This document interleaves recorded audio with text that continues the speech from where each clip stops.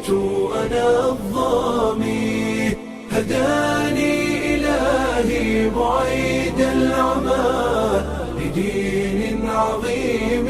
هو السامي لدين عظيم هو السامي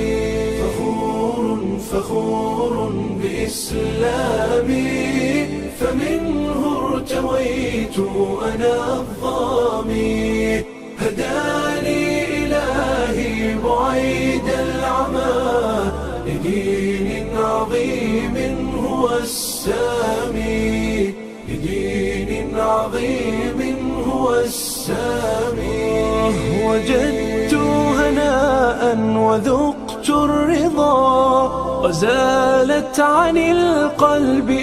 آلامي أنست بأهل هم إخوة رعوني بحب وإكرام فلله السلام عليكم ورحمة الله وبركاته waxaan maanta u joognaa inaan soo dhaweeyno wafdigii aaday tartankii quraanka kariimka ahaa ee ka dhacayay magaalada Hargeysa waxa agtayda taagan soo dhawow magacaaga adoo ku bilaabaya بسم الله الرحمن الرحيم الحمد لله وكفى والصلاة والسلام على أشرف المرسلين إلهي سبحانه وتعالى أيام هذا له نعاو أي تاريخ تاي شنت بيش سجالات لبضو كون لباتني لبو وحن جوجنا جومكيانت انترناشونال ايربورت واد أركيسان دت كان دلنياردان ودادة ماشي ودا جوجو وحل سود وين يا وفد نوجو إيمان يا مجال هرجيسو ومر كورن أوتجي ترتن كدعي ومر لقبت سنة كبه هالمر waxaan nooga qayb galay qaari Yaxya Maxamed Aadan waxaa raacay oo la socday General Absaaq Abdullahi Aadam General Jiir iyo Yaxya Cabdi Saciid iyo tartamaha macalinkiisa qaari Xuseen Maxamed Cabdi Cali alxamdulillah dadkii ninkii tartamayay oo ardaygii tartamayay uu soo guuleystay wuxuu ku tartamayay 10 qiraa'o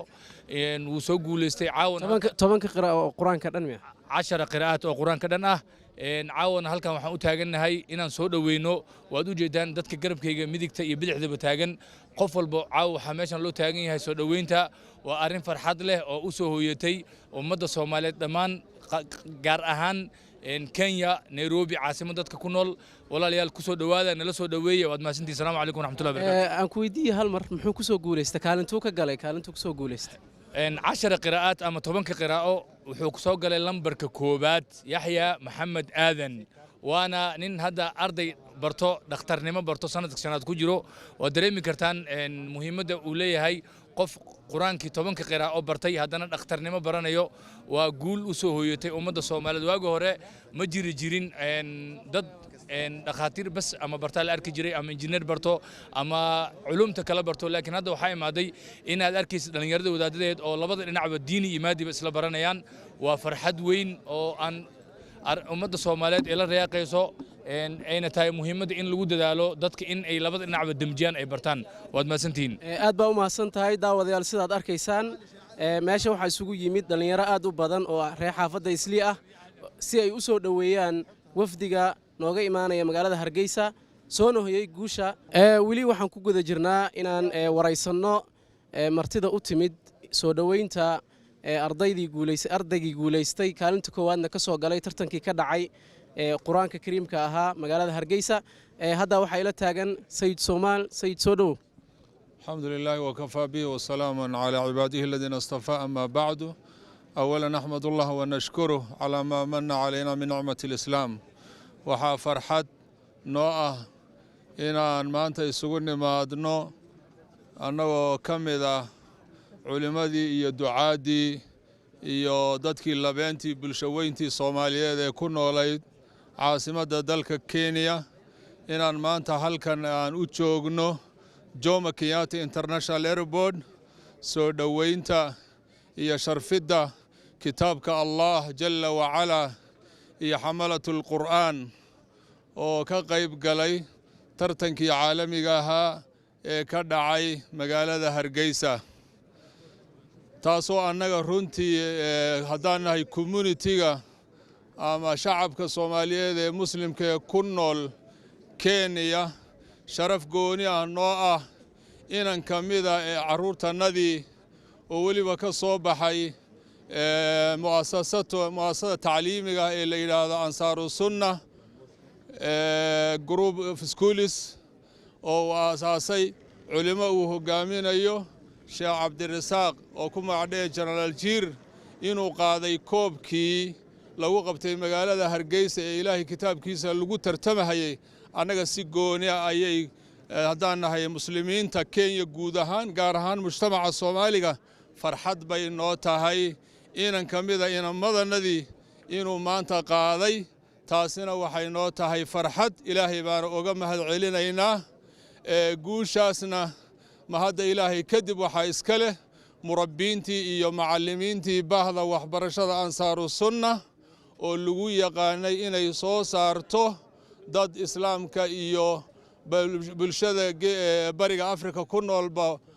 waxtar u ah inankaa isaga yaxye maxamed aadan la yidhaahdo waa wiilkaas wuxuu ka baxay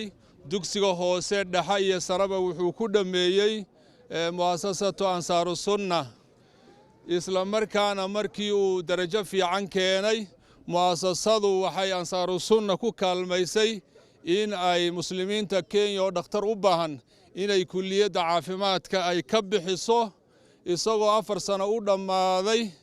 sanadkii shanaadna uu ku jiro kulliyadda caafimaadka ayuu isla markaa haddana wuxuu waday inuu ilaahay kitaabkiisa uu laabtiisa ku xifdiyo oo uu ka qayb galo tartankaas caalamiga ee qur'aanka loogu tartamahayay magaalada hargeysa oo ay lujnatu taxkiim ka ahaayeen culimo waaweyn oo ajilla oo caalam islaami laga yaqaano wa calaa ra'sihim alqaari almuqri الشيخ عبد الرشيد شيخ علي صوفي وغني عن التعريف marka waftiga culus ee ahlu quraanka ee ahlullahi wa khaasatuha ayaan caawa dhaxanta midnight ku taaganahay international airport Jomo Kenyatta oo ku yaala Nairobi sharfid aan sharfayna ilaahay kitaabkiisa iyo xamalatu quraan allahumma ij'alna min ahli alquran alladhina hum ahluka wa khaasatuka bimannika wa fadlika wa karamika tiifiga hadda wax naga duubaya ee mashaacirtayada iyo faraxayaga tabinaya oo la yiraahdo tiifiga dacwa tiifi oo ansaaru sunna ay aasaastayna iyo shaqaalaha baariyiinta haba iyagana waan u mahad celinaynaa nin walba oo muslim ahana waxa looga baahan yahay majaalku kaga jiro ummadda inuu ka anfaco ilaahay haydan barakeeyo dacwa tiifi wa aakhiru dacwaana alxamdulilaahi rabbil caalamiin haddana waxaan ku soo dhawaynaynaa mas-uul ka socda madallatul madaaris cali xaydar ku soo dhawow bismillaahi raxmaani raxiim waa dhowahay aad iyo aad u mahadsantihiin dacwa t v run ahaantii waxay noo tahay sharaf iyo khayr iyo wanaag iyo macnaha rayrayn iyo farxad ayaanu dareemaynaa inaanu caawa halkan u taagannahay soo dhoweynta iyo sharfidda iyo ixtiraamka iyo karaamaynta kalaamka rabbi subxaanahu watacaala iyo ragga iyo quraada iyo raggii macnaha asxaabtii reer Nairobi nooga tegey kadibna la soo laabtay guul iyo macnaha maxaa la dhahay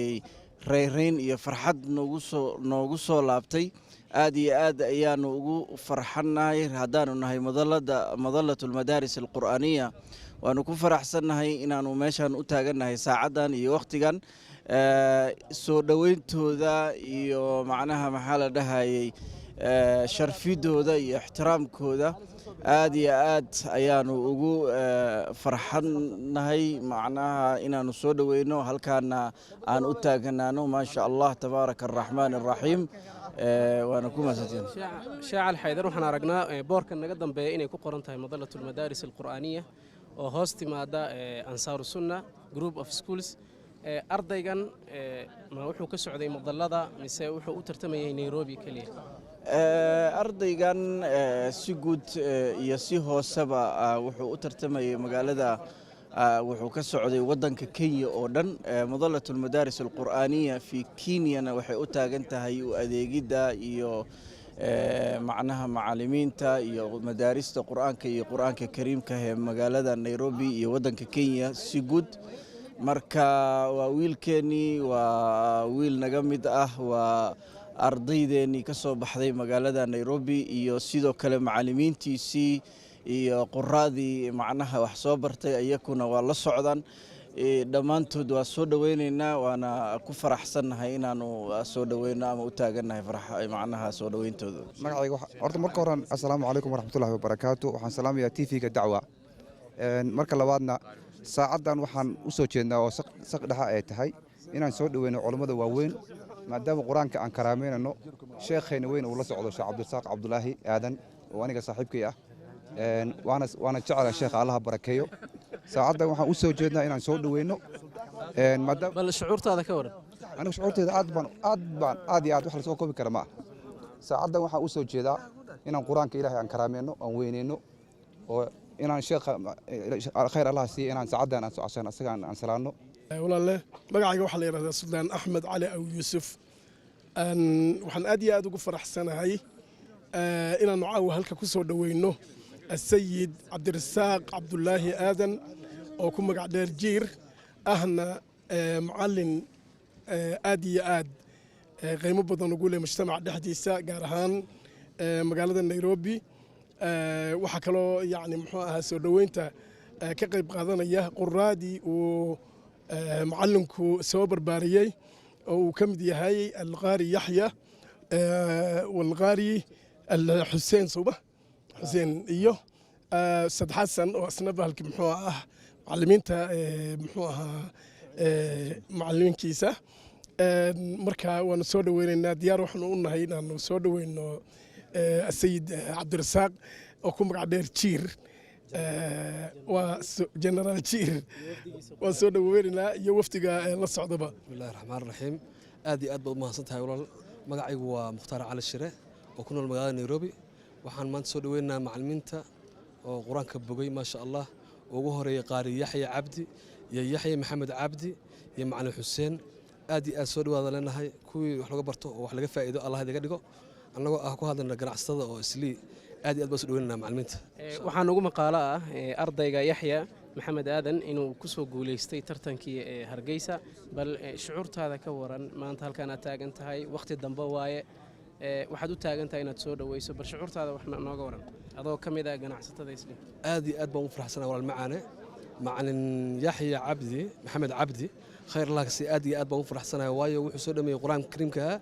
wuuna xifdiyay qiraa'ooyin badan ka bartay ma sha Allah aad iyo aad baan u soo dhaweynaa macallinkaas iyo macallimiinta kaleba aad baan u mahadsanay. Jina yangu ni Zubair Mohamed. Tuna furaha kubwa kumkaribisha qari wetu Yaxya ambaye ameshinda katika mashindano ya qiraat al-ashara. Tunamwomba Mungu Subhanahu wa Ta'ala amfanye katika wale watu ni wa ahlul Qur'an na tunamkaribisha mashaallah. Ka wareeyay boqolsoon oo imtixaanka u baasay taqtarkeena haddana waxaan ku leenahay quraankaada ku dadaal. And to welcome our brother Yahya who scored the #1 position for the Quran competition. In addition to that, this Yahya that you are seeing here, our brother who is picture is being brought here, was one of our former graduate at Bokolson High School, and we are here to say, my brother, welcome, and we are here to welcome you in open hands. In addition to that, we are here in the long queues. The Bokolson candidates, majority of them are here to welcome and say, welcome to you. At this late time, it is indeed a late time, but we are here to show our concern to our brother. Once again, we are saying, welcome back to here, where you belong then. waa Cabduuli Bogsiya. waxaan sugaynaa oon soo dhaweynaynaa wafdigii ka tagay wadanka Kenya aadeen gaar ahaan ardaygii musaabaqadii tartanka qiraa'aadka Hargeysa ka dhacday ayaan soo dhaweynaynaa. arrintaas baan u imaanay meesha. ardayga waxaan ugu maqaalaa inuu kaalinta koowaad ka galay. kaalinta koowaad ma qiraa'aadka oo dhan buu ka galay mise qiraa'o kooban? ardaygaas tartanka wuxuu ka dhacay magaalada Hargeysa waxaana lagu qaadayay qiraa'aadka Qur'aanka Kariimka. ardaygaasna waa arday mu'asasada Ansaar Sunna bilow ilaa dhamaad arday u ahaa haddana sidii la wada sheegay sanadkii shanaad dhakhtarnimada jaamacadda University of Nairobi ka dhigta. haddana waxaan soo gaaray wafdigii maanta dhan aan halkan u taagnayn wafdigii quraaniga ahaa ka koobnaa afarta. waxaan marka hore ku soo dhaweynayaa si uu soo dhaweeyo Sayyid Soomaal وفدقة. الحمد لله الذي بنعمته تتم الصالحات ونصلي ونسلم على المبعوث رحمة العالمين نبينا محمد وعلى آله وصحبه وسلم تسليما كثيرا. ما بعد أولا نحمد الله ونشكره. عاوة وحانو مليني هذا ساعد وحوي والله بدي AM يعني واسق دحى halkan waxaa ku shirsan garoonka la yidhaahdo Jomo Kenyatta International Airport ee ku yaalla caasimadda dalka Kenya culimadii iyo ducaadii Ilaahay iyo waxgaradkii iyo labeentii bulshaweynta Soomaaliyeed ee ku noolayd Nairobi waxay caawo dhan halkan u taaganayeen dhaxanta inay soo dhaweeyaan oo sharfaan Ilaahay kalaamkiisa jalla wa ala iyo xamalatul qur'aan waxaan u dabaaldegaynaa haddaan nahay muslimiinta ku nool Kenya guud ahaan gaar ahaan mujtamaca Soomaaliga culimadaas nooga timid magaalada Hargeysa kolkii horena ka anbabaxay Nairobi waa bahda waxbarashada ansaaru sunna iyo madallatul madaaris culimadaas oo ka qayb galay tartankii caalamiga ah ee quraanka ah ee lagu qabtay magaalada Hargeysa taasoo lujnatu taxkiimka ay ka mid ahaayeen culimo waaweyn oo caalamka ka timid oo ku xusi karo caalimka weyn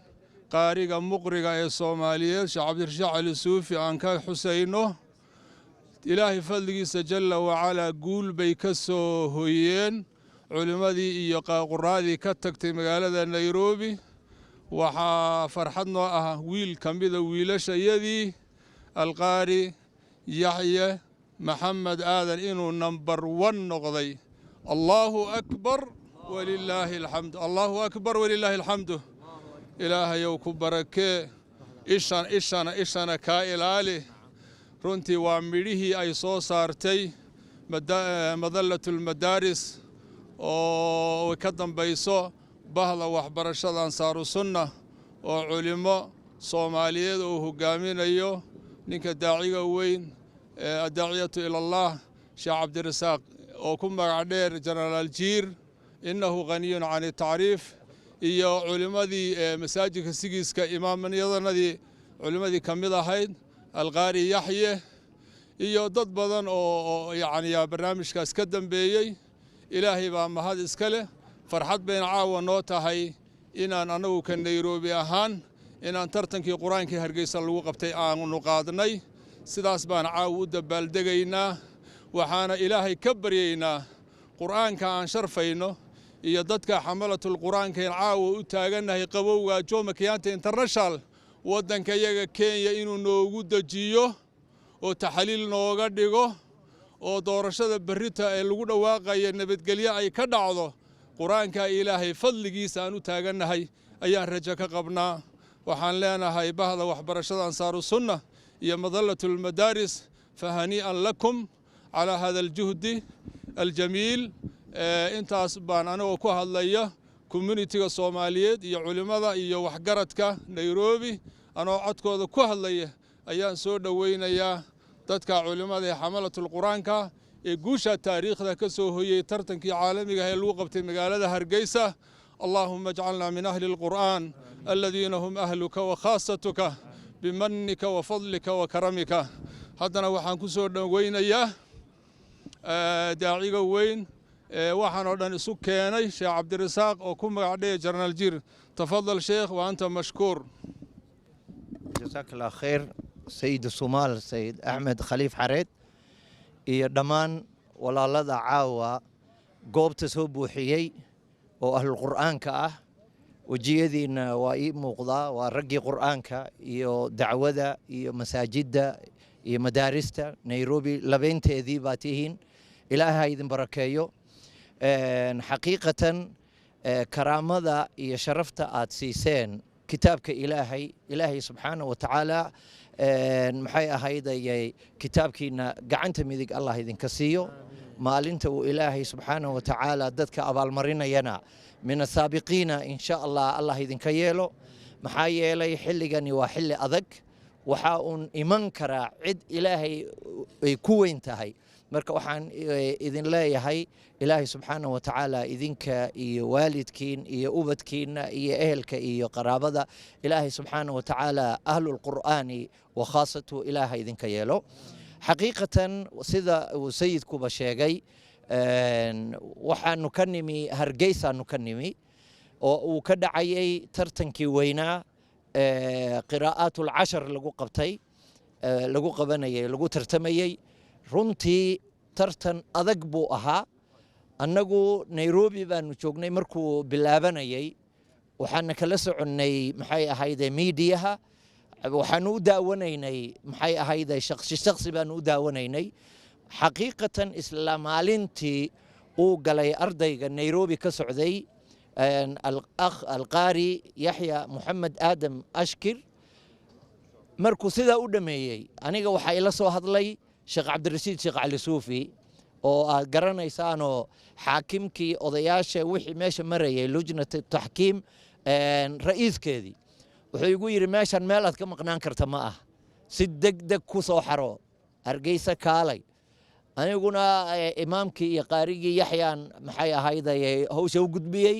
go'aan degdeg aanu qaadanay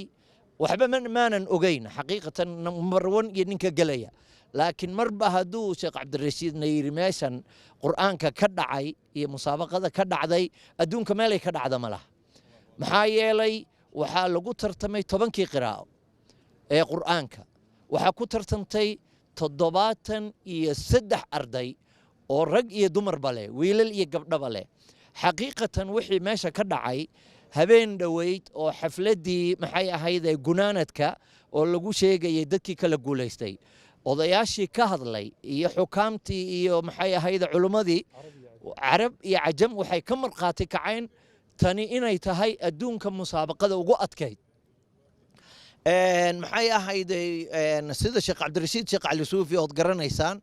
oo ka qayb gala musaabaqaadka haday ka dhacayso Suudaan iyo haday ka dhacayso Kuwait iyo haday caalamka Malaysia xataa ka qayb galay wuxuu yiri tusaale u soo qaatay musaabaqada ugu da'da weyn ee adduunka Malaysia ka dhacda waxay jirtaa 60 iyo dhowr sano tan Hargeysa daraato bilaabatay ma gaari karto buu yiri tii 60 iyo dhowr sano jirtay sida daraadeed Ilaahay ummadda Soomaaliyeed quraanka ay maxay ahaydayay qaateen oo ay qaybeen oo ay qalbigooda ku quudsheen Ilaahay subxaanahu wa ta'ala qaharka iyo maxay ahayda dhibka ay ku jiraan Allah uga saaro Ilaahay subxaanahu wa ta'ala ummadaasi waa ummad qiimo badan xaqiiqatan waxa diyaaradana la saarnaa al-qari al-muqri al-sheikh Hassan Salih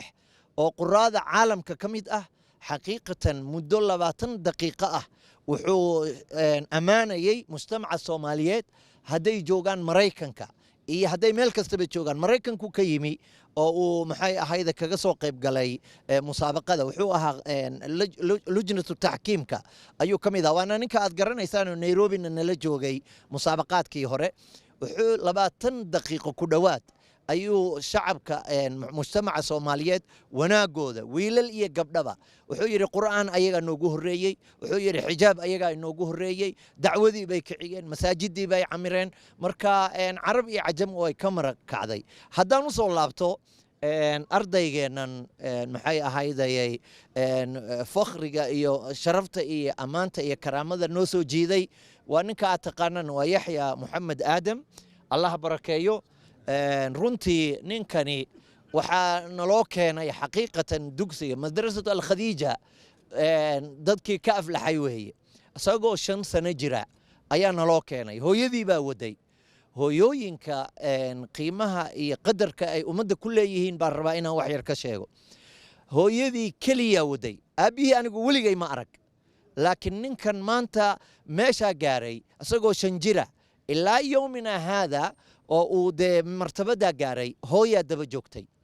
hooyooyinka Soomaaliyeed Ilaahay cadaabka korkooda ka ilaaliyo Ilaahay qadarkooda ha sarmariyo hooyo xaqiiqatan waa xubin muhiima mujtamaca Soomaaliyeedna sidaanu la soconno hooyo ayuu ka dhiman laayahay Ilaahay subxaanahu wa ta'ala hooyooyinkeen iyo waalidkeen macal waalidiinta aabayaasha Ilaahay ha karaameeyo waxaan leeyahay wiilkan hadayan hooyada jirin xaqiiqatan maanta meel ma gaareen hooyada darajada gaadhay hooyada libinta soo hoysay hooyada ayuu Ilaahay subxaanahu wa ta'ala karaameeyay xaqiiqa alif wax male annaga u bilaw wali maalintii la keenay aad buu u yaraayo nin laf hadda sidoo uu laf yar yahay ayuu maalintaana 5 jirkiisuna ahaa waxaan niri bal ninkan celi oo xoogaa bal ha soo kobco waxay tiri celin maayo go'aan adag bay qaadatay raggii cabdicasiis waa joogaa iyo ibraahim ilka case iyo raggii maalmaha alkhadiija joogay waxaanu go'aankeedii baanu yeelay ninka asaga ahay maalintii dugsiga uu sida u fariistay ilaa yowmi haada min almuqadim uu ahaa qur'aanka wuxuu xifdiyey asagoo yar ayuu xifdiyey iskuulkuu galay iskuulkii wuxuu ku baasay eebuu ku baasay oo ansaaru sunna iskuuladeeda ayuu number 1 ka galay kadibna maanta waa dhakhtar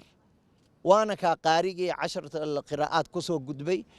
madrasatul maxay ahayd najaax buu ka soo baxay oo gaarisa ah isaga iswaday inanka intaa la eg aabbana ma daba socon walaalka weyn ma soconin ilaahay baa ilaashay maantana waa kaa sumcadeenni haddaanu nahay reer Kenya reer Nairobi Soomaalida isli ku nool maxay ahayd darajada intaa la eg noo soo hoye annana waxaanu u safaray inaan bal support siino ninka marka uu arday jaamacad qalin jabinayo waalidkii iyaa raaca annagii dacwada ku jiray oo odayaashiisa ahaa oo imaamkii masjidka abibakr sidiiq yaxye baanu support u dhoofnay oo aan maxay ahayd halkaa garbaha ka istaagnay waana reer hargeysa iyo culimmadii waa ku farxeen waxay ka bixi waayeen dee nairobina waa laga yimi generaalkii baa yimi qaarigii baa yimi waxay u yimaadeen garan mayno talo wiilkoodu nambarkeebuu geli doonaa waa la buunbuuniyey kadibna dee yaxya soo baxay oo number 1 qaatay hadiyadiisiina waa la siiyey ilaahay subxaanahu watacaala walaalayaal walaalada maxay ahayd caawa goobtan hadda labadii baa la dhaafay nagu soo dhaweeyey oo maxay ahayd na karaameeyey oo na sharfay oo soo baxay oo tirada intaa la eg garan maayo 100 ama 150 ba numberka intaa la ego saqiir iyo kabiir iyo sheekh iyo sayid dhammaantiin Allah idin barakeeyo miisaanka xasanaadkana Allah idin gasho sidaad ilaahay u qadariseen ilaahay subxaanahu wa ta'ala qadarkiina ha saramariyo imaam yaxye ayaan u dhiibaya nacam hagaag sidoo kale waxaan hargeysa markaan joogay ka iclaanshay ogeysiis dheer aan ka bixiyay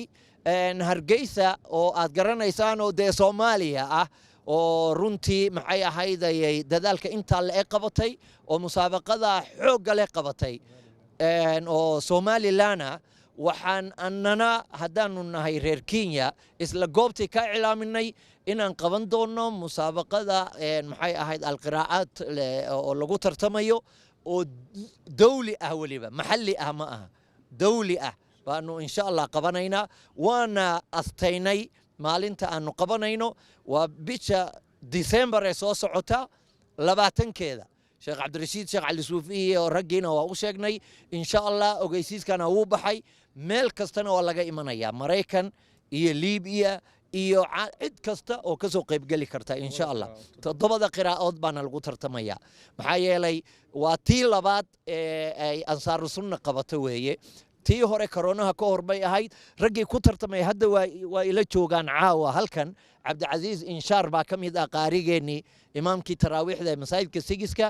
asaga iyo rag kale ku tartamay laba qiraa'ood baanu markaa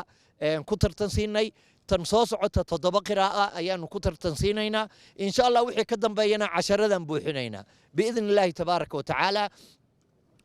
abaal marka musaabaqada maxay ahayd la siin doonana insha Allah abaalmar culus buu noqon doonaa oo insha Allah Nairobi iyo muslimiinta Soomaalida degan iyo ansaaru sunnaba u qalma dhalinyaradana waxaan ku tartansiinayaa inay dadaal xoogan muujiyaan quraadu ay soo baxaan ay ku tartamaan kii maxay ahayd iskaabula ahaana horey buu ka gursanayaa kii maxay ahayd gaari la'aan ahaana gaarigii baa la bixinayaa insha Allah guuleysta Allah idin barakeeyo بسم الله الحمد لله والصلاة والسلام على رسول الله وبعد السلام عليكم ورحمة الله وبركاته كلمتي كوها بونيد جنرال كاين يري إلهي ميزانك حسناتك هو درو anigu waan idin mahad celinayaa dhammaantiin waad ku mahadsantihiin caawadayna meesha noo taagnaydeen si aad noo soo dhaweysaan noo karaamaysaan ilaahay idin karaameeyo kaliya waxaan ku darayaa akhuuna alqaari yaxya runtii wuxuu ramsi u yahay dadaalka iyo casiimada waa nin ku dayasho mudan aynu ku dayanno ha lagu daydo, dhallinyaradu ha ku daydaan, innagoo aan ku dayanno. qof walba oo raba inuu hadafkiisa xaqiijiyo ha ku daydo. yacni mashquul baan ahay iyo waxaa ma samayn karo waa fikrad aan soconayn. yaxya isagoo mashquulsan oo jaamacad dhigta oo dhakhtarnimadu weliba kuliyad adib waad garan kartaan mashquulkeeda iyo culayska ay leedahay. maca daalika wakaas haddana dadaalkii iyo tadxiyadii uu bixiyey ilaahay subxaanahu watacaala wuu waafajiyey. marka yaxya waa tusaale nool oo inooga baahan inaynu ku dayanno qof walba raba inuu hadafkiisa xaqiijiyo. baaraka allahu fiikum. haddana waxaan kelmadda siinaynaa insha allah ardaygii number 1ka kusoo guulaystay al-akh alqaari yaxya maxamed aadam kusoo dhowow. بسم الله الحمد لله والصلاة والسلام على رسول الله. أولا هرت إلهي بمهد إسكاله ومحوها توفيق إلهي أيام كوجارني درجة قاري الحمد لله. كدي بحان أمهد علينا يا محوها هو يدي يو والدكي محوها يوسود ذالي كدي معلمين تيدا لمان محوها وكم مهدينا يا خاص أهان شيخ عبد الرزاق سوشاقي شيخ عبد الرزاق ومعلم كي كوبات تنلبات معلنكي يكون متلي بمركزه مركز الإمام الشاطبي للعلوم شيخ حسين أو أد أن أنشأ علين أنا شيخ عبد الرزاق بإنه ما أنت نغلص وقب قاله ويرى مشغولة لكن إن شاء الله سوى وينتي سويت دم بيسا شيخ إمام حسين أو بليه قدام بيسي سمحوها وعن إجلا قيب قاتي أو حتى محوها يقول دار من إنا ترتكان يقول ترترسينا ترتكان قاله إلهي ميزانك حسنات كيسا وقدره إذن كانوا آد بأم مع سنتهين ما دام أدنى سودا ويسين طبتم وطاب ممشاكم انت أم بكسوق بقبانيا. السلام عليكم ورحمة الله. جزاك الله.